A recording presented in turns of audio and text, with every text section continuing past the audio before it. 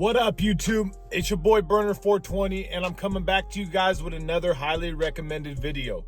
Today on the stream, we're going to be talking about, do female guards or any guards in general have relationships with actual inmates? Now, this is coming from me, and I got a few stories to actually share with you guys to shed light on this whole situation. Now, before we get into this, please make sure everybody is subscribed to the stream. Click that bell and hit all notifications, not just personalized notifications, so you guys are in tune with every video that I actually drop.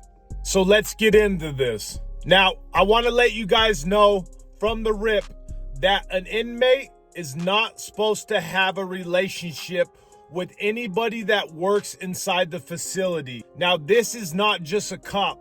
This could be a medical worker, a caseworker, so on and so forth. It is actually considered the R word. It is not consensual. Now, does this actually stop it? It does not, because this is very common and it happens in a lot of facilities all over the United States and all over the world. I got a couple stories I want to share with you guys, but I am going to have to dumb them down due to YouTube standards, so just bear with me. Now, I was an inmate at the Utah State Prison, and I only had about a year left on my sentence. Now, we were coming back from the yard, and there was this caseworker.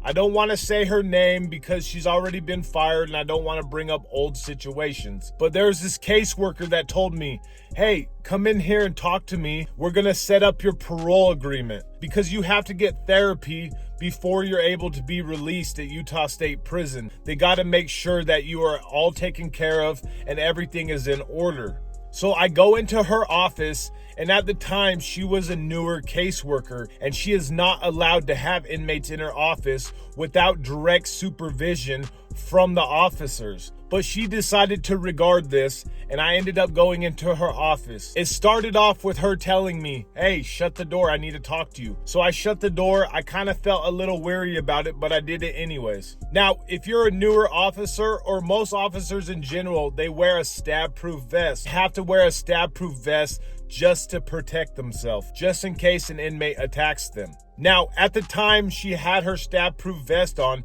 and she took it off. Now, when she took it off, you could kind of see her lady parts, you know what I mean? Because she wasn't wearing a bra or anything like that. Now, she actually took off her vest and exposed herself a little bit. You could kind of see her parts through her clothes, if that makes any sense.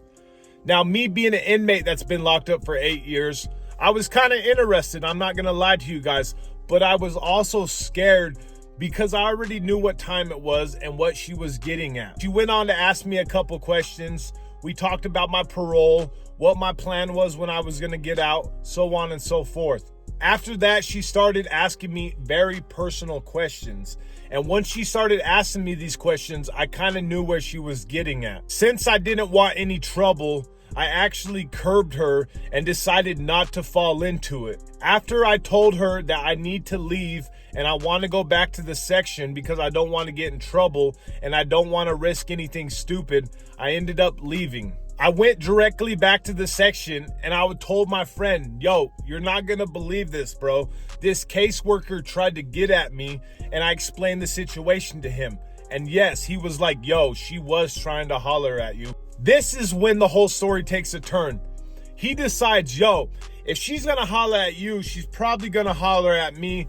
So he went down to her office to talk to her. He hit up the cops and said, yo, I need to talk to the caseworker, and went down to her office. About 30 minutes later, he came into the section escorted by an officer. He was holding a write-up, and the write-up was for sexual harassment, if you catch my drift. He came up to me and said, yo, she was not feeling it, and actually I got reported to the cops and got in trouble. They ended up moving him sections because he went to the hole because of it. The hole is a place where they send inmates that end up on 23 hours lockdown because they ended up doing something to get in trouble within the facility. Another time, there was a librarian and she was going through a divorce and she was very open about it. We went down there to help her put together the library because they moved it from one part of the prison to another part of the prison. So some inmates went down there to try to earn community service hours. Me and her were kind of one-on-one, and we started talking about what happened between her relationship and why she decided to leave her husband. She stated to me that he ended up cheating and she didn't believe in that, and she was very loyal. So due to the fact of that, she wanted a divorce. She went on to ask me about my relationship, and I told her that I was married. Now, some women, when you're married, it either makes it where they respect it, or it makes it that they want you more because they know you are taken and they want something that they know they can't have. She started then to ask me if I found her attractive. I responded with, yes, I do think that you're cute, but to be honest with you, I'm not willing to engage in this conversation because I am getting out within the next couple years and I don't want to get in trouble. She was actually very cool with it, respected it, but I knew if I was to engage in it, that it could have happened. Let me go ahead and tell you guys about a guard and about how much money they could actually make if they decide to have relationships with inmates. There was this guard, and she would actually charge inmates $500 to sleep with them. And when I told you this chick had a list, this list was longer than the DMVs. Trust me, she was taking people back to back to back. She would bring them into a room and have relationships with them, and their people on the streets would send her $500 cash apps. I would say she was sleeping with anywhere from 6 to 10 inmates a day. Now imagine $500 times 10. That's $5,000. Now imagine timesing that by 365 days of the year and do the math. I don't know about you, but that's a whole lot of money, and that was her motivation. She actually never got caught for it, and she still works at the prison to this day. Now, why do guards actually do this with inmates? It's because people always want a bad boy. You know how it goes. Some women are into that type and some women are not. But I'm telling you right now, it's a fantasy that they want to fulfill. What happens if you actually get in trouble? Now, for the most part, the cop is going to end up getting fired or suspended, losing their 401k, and all that good shit. Now, the inmate's gonna get new charges, and those charges are gonna start with the R word, because I promise you, when they find out that she was doing it, she's gonna cry the R word so that she does not get in trouble. This is very common, and I've seen this more than once.